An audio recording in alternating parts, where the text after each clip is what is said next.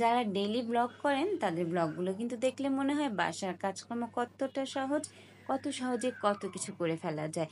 আসলে যারা কাজ করেন তারাই জানেন বাসার কাজকর্ম আসলে কতটা কঠিন আর কতটা সময় সাপেক্ষ ব্যাপার। আমি মাত্র 3 মিনিটের একটা ভিডিওতে আমার সারাদিনের অ্যাক্টিভিটিসগুলো তুলে ধরার চেষ্টা করি।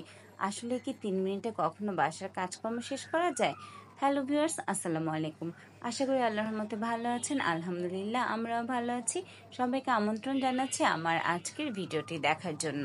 যারা মনে করেন রান্না করা তেমন কঠিন আর কি কাজ, তাদেরকে বলবো রান্না করা কিন্তু আসলে কঠিন কাজ। রান্না করা মানে শুধুই রান্না নয়, রান্না করতে হলে আনুষঙ্গিক অনেক কাজকর্ম করতে হয়।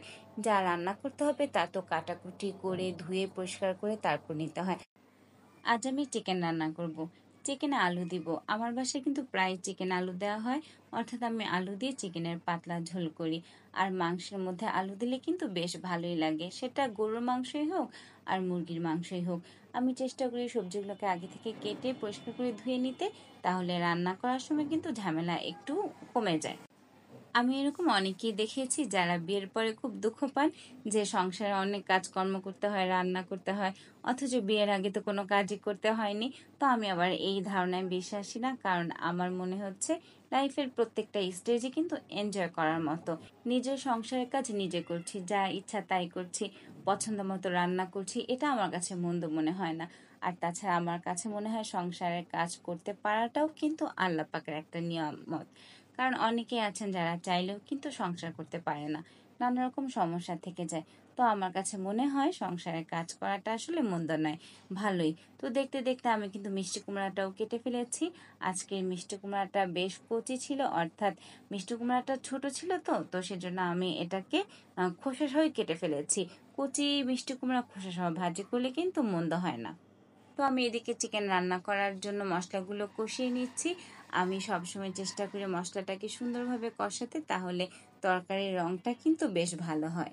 আমার বাসায় দুটা খাবার খুব বেশি খাওয়া হয়, একটা হচ্ছে চিকেন আর একটা হচ্ছে রুই মাছ বা কাতল মাছ। আসলে আমি যেহেতু ছোট মাছ বা কাঁটাযুক্ত মাছ খুব একটা পছন্দ করি না, তো সেই জন্য দেখা যায় যে এই চিকেন অথবা রুই মাছ বা কাতল মাছ এগুলি আমার বাসায় বেশি আনা হয়। তো আমি চিকেনটাকে ভালো করে কষিয়ে নিচ্ছি। চিকেনটাকে ভালো করে কষিয়ে নিলে কিন্তু খেতেও বেশ ভালো লাগে।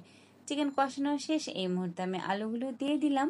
আলুগুলো দিয়ে ভালো করে নেড়ে চেড়ে এটাকেও খুব সুন্দর করে একসাথে কষিয়ে নেব। রান্নার সরঞ্জাম যদি সব রেডি থাকে তাহলে কিন্তু রান্না করতে খুব একটা সময়ও লাগে না, আর কষ্ট কম হয়। এদিকে আমার চিকেনটা রেডি হয়ে গেছে। এখন আমি জিরা গুঁড়া দিয়ে প্রায় 5-6 মিনিটের জন্য ঢাকা দিয়ে রেখে দেবো। ব্যাস, আমার রান্না শেষ। সবাই ভালো থাকবেন। আল্লাহ হাফেজ।